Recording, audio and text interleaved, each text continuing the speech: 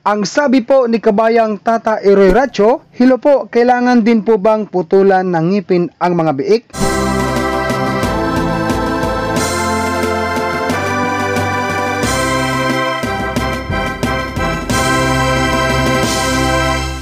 King's Vita Plus Animal Feed Supplement. Ang sagot ko po ay opo, kailangan po talaga. Beginners, tandaan po ninyo ito.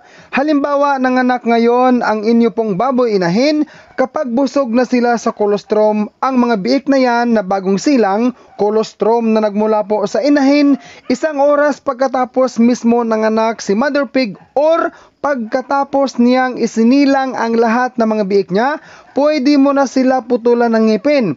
Pwede ring kinabukasan na lang mula pagpanganak, putulan sila ng ngipin. Ang mga biik ko noon na una at pangalawang pariti ng baboy inahin ko, kinabukasan na mula pagpanganak bago sila naputulan ng ngipin. Itong pangatlong pariti naman ng mga biik ko ay 1 oras po ang lumipas after mismo nanganak ang inahin ko, ay pinaputulan ko na kaagad ng mga ngipin ang aking pong mga biik sa akin pong technician, kasabay din ang pagputol sa kanilang mga buntot at pusod. Sinuyo ko ang aking technician na putulin na lang agad ang mga ngipin, pusod at buntot ng aking mga biik bago sila umuwi sa kanilang bahay sa gabing iyon. Natapos po pala guys nanganak ang saw ko bandang alas 9:45 ng gabi. Ang purpose kung bakit kailangang putulin ang ngipin nila dahil para hindi masasaktan at hindi masusugatan ang baboy inahin sa panahon ng lactating stage. Kapag hindi maputulan ng ngipin ang mga biik ay masasaktan at masusugatan ang inahin. Resulta po ay ayaw niyang magpadidi dahil nasasaktan nga siya sa matutulis na mga ngipin ng biik. Babagal din po ang paglaki sa kanyang mga biik dahil hindi po nabubusog sa gatas ang mga biik sa panahon po ng lactating stage. Ang King's Vita Plus Animal Feed Supplement mabibili po sa Agribet stores nationwide. Meron pong link dyan sa description para po sa mga nais mag-direct order. Sana guys, meron po kayong napulot na munting idea or munting kalaman sa ating topic ngayon. Kindly don't forget to subscribe and hit the bell ring para po sa mga bagong update po ni Dodong sa pag-alaga ng baboy. God bless po sa ating lahat.